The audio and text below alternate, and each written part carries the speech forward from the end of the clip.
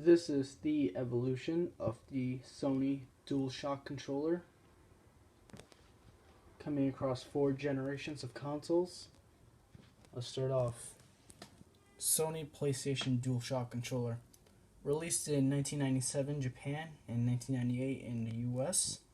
This controller has dual analog support, convex, and it's got rumble. As you can see, it's a glossy controller.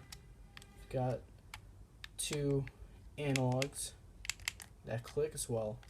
It's got rumble support and an analog button. So for games that do enable analog support, pressing that button will allow the controller to use the analog and rumble. The DualShock 2 controller, released alongside with the PlayStation back in 2000. This is pretty much the same exact controller as the DualShock, however, some minor tweaks. For one, the color, of course, is black. It's much lighter compared to that. The rumbles on the DualShock were a lot heavier. This is much lighter. And the face buttons are different.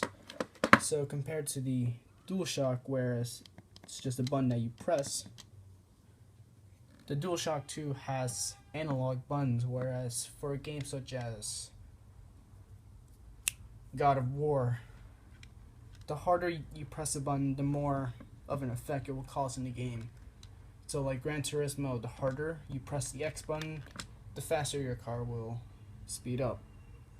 So all 4 of these buttons are pressure sensitive. Not pressure sensitive, analog buttons. Yeah, it's literally just pressure. Same exact button layout as the DualShock. Pretty much exact. Like the only difference really is the color and the buttons and the weight. The DualShock 3. This is the controller that released alongside with the PS3 I think a year or 2 after the PS3 was already in the market. This was to replace the 6-axis controller, which did not have rumble. This controller, same thing, is very much exact like the DualShock 2, which is exact to the DualShock 1. However, it's wireless and it's very, very light. Right on the front, or actually top, you'll see DualShock 3, 6-axis. You have a USB port there and controller indicator. So what 6-axis is basically motion control. So for a game that supports it, if you tilt the controller left or right, it'll make your character or plane tilt left or right, for example. This also has analog buttons and actual triggers rather than buttons. On the front here, instead of an analog button, you have the PlayStation button, which is comparable to the Xbox 360's guide button.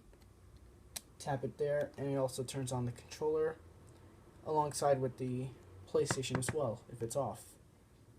The controller has Bluetooth support, so it connects wirelessly through Bluetooth. It's got a lithium battery and it's got a very good battery life, lasts for many hours. And finally, the DualShock 4 controller, the latest controller in the market, released alongside with the PlayStation 4. And this is the real step up from these 3.